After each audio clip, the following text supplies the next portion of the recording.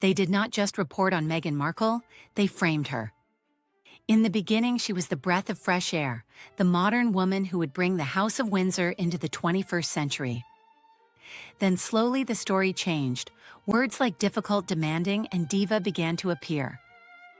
By the time she and Prince Harry stepped back from royal duties, large parts of the press were treating her as the villain in a story she had never written. In this video, we are not going to repeat every insult. We are going to walk through how her public image was built up and then inverted, and ask who benefited from that flip and what it tells us about the way media power works. Welcome to Royally Misrepresented.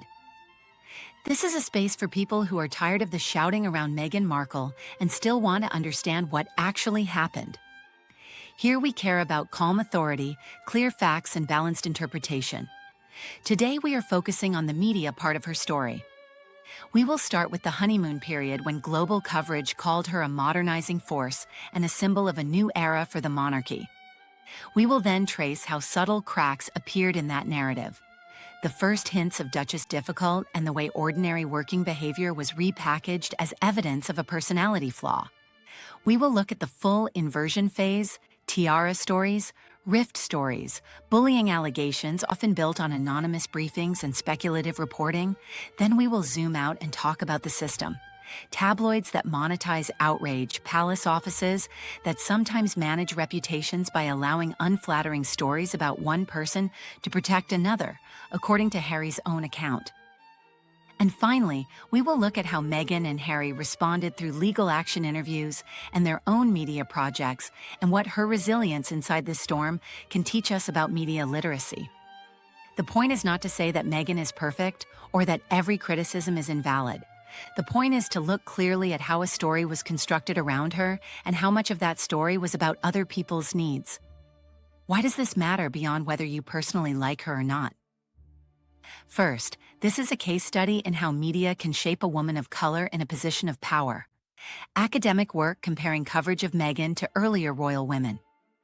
Like Catherine has shown that her race was highlighted far more often, and that negative framing often leaned on stereotypes. That matters for every viewer who sees a pattern in how ambitious women, and especially Black or biracial women, are portrayed. Second, this story sits where three powerful forces meet: the monarchy, the tabloid press, and the global celebrity economy. Understanding how those forces interact helps explain why certain people are protected and others are not. Third, it is about trust. When headlines flip so dramatically from praise to hostility, it raises a question.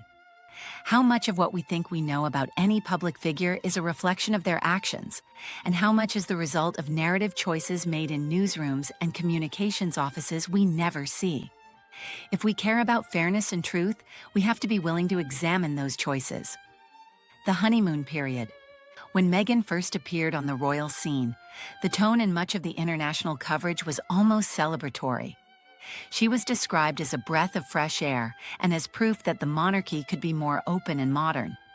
Comment pieces spoke about a new era, an American actress, a divorcee, a biracial woman joining an ancient institution. Her empathy and confidence in public were often framed as assets. Fashion pages praised her style, human interest pieces highlighted her charity work and her previous activism, including speeches at the United Nations on gender equality. In those early months, the story many outlets pushed was clear. The firm had cleverly brought in someone who could translate the monarchy to a younger and more diverse world. It is important to remember this period because it shows that a large part of the press knew how to talk about her warmly when that suited their narrative. The person did not change overnight. The framing did. 2. The subtle turn.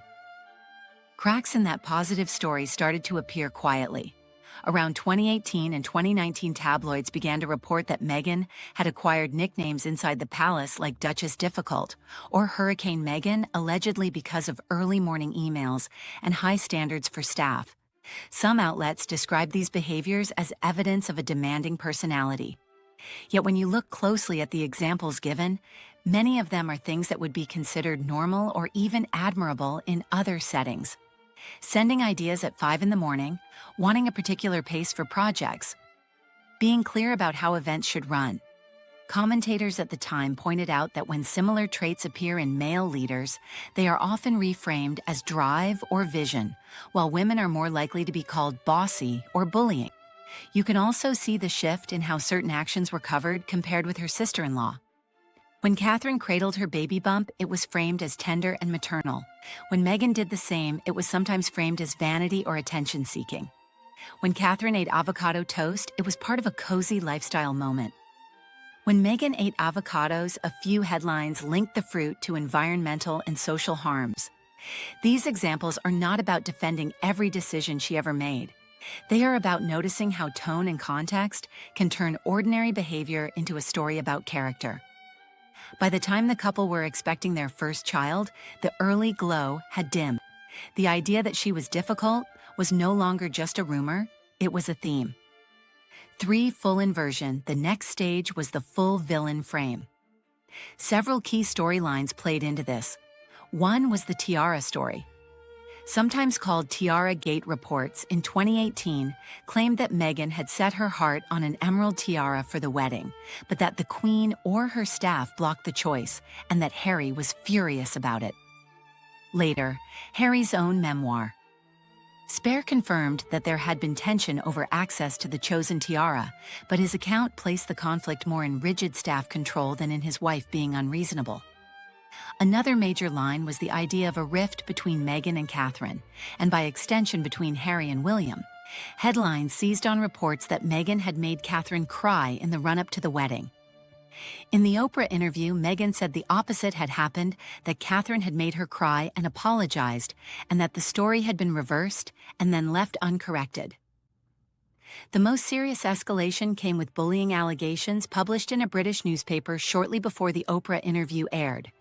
The report relied on anonymous former staffers and on an email written by Jason Knopf, then a communications aide which claimed that Meghan had driven staff out and humiliated them.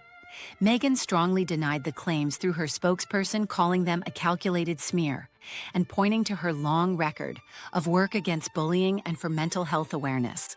Buckingham Palace announced an internal review conducted by an external law firm. Later, the palace said that lessons had been learned and that staff policies had been updated, but they declined to publish any details of the findings, citing confidentiality.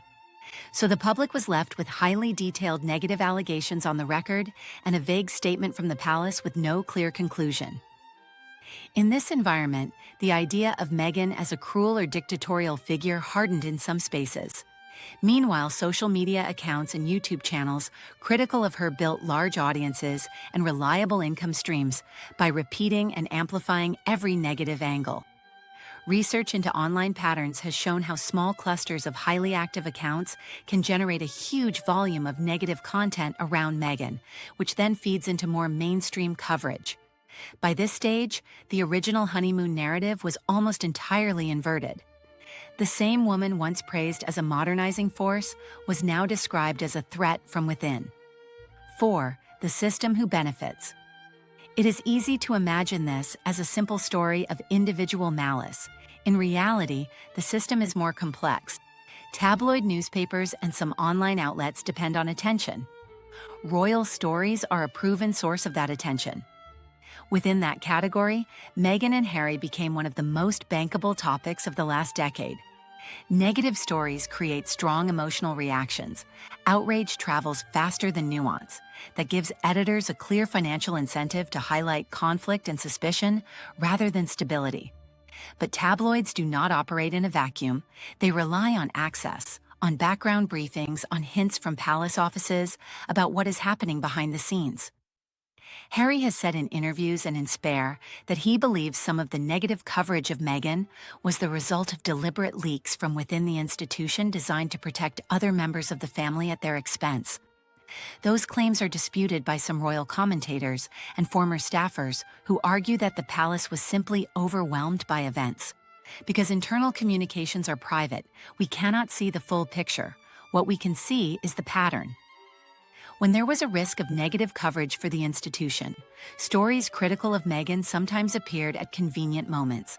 At the same time, academic work on the British press has highlighted long-standing cultures of racism and class bias, including in the language used about Meghan from the very start of her relationship with Harry. So the narrative flip did not appear out of thin air. It grew from a landscape where old stereotypes about race and gender were already available. Newsrooms were under pressure to drive clicks, and palace offices had their own interests and priorities. Seen this way, Meghan was not just a person making choices. She was also a screen for other people to project their anxieties, their prejudices, and their strategic needs onto resilience and response. Faced with this wave of criticism, Meghan and Harry did not simply retreat. They chose to step away from their roles as senior working royals, give up their share of public funding, and pursue financial independence with a new life in North America. They also chose to respond directly to parts of the media narrative. The Oprah interview was one example.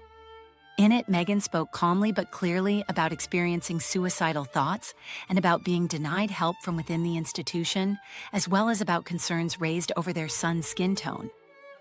The Netflix series Harry and Meghan allowed them to tell their story in more detail, using their own archive of footage, rather than relying on paparazzi images.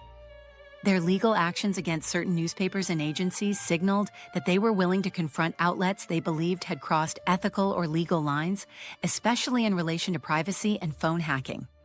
At the same time, Meghan has tried to keep building forward. Through the Archewell Foundation and its reorganization as Archewell Philanthropies, she is focused on digital safety, mental health support, and opportunities for women and young people.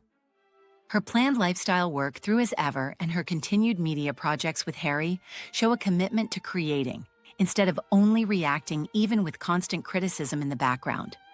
None of this erases the damage done to her reputation in some circles. For a part of the public, the villain frame has stuck, but the fact that she has not disappeared or quietly accepted the role handed to her is itself a form of resilience. And for another part of the public, she has become a symbol of pushing back against unfair treatment, even when the full truth is still contested.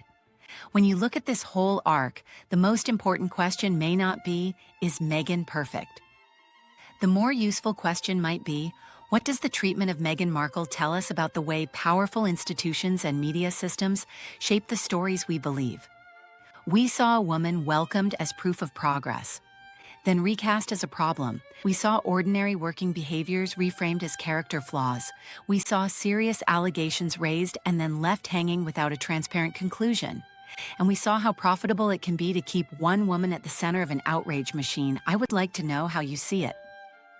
Do you think Meghan's image was mainly shaped by her own choices, by the palace, by the press, or by our appetite as audiences for simple heroes and villains? If this breakdown helped you look at the headlines with a little more distance, you can support Royally Misrepresented by liking this video, subscribing and sharing it with someone who has mostly known Meghan through negative headlines.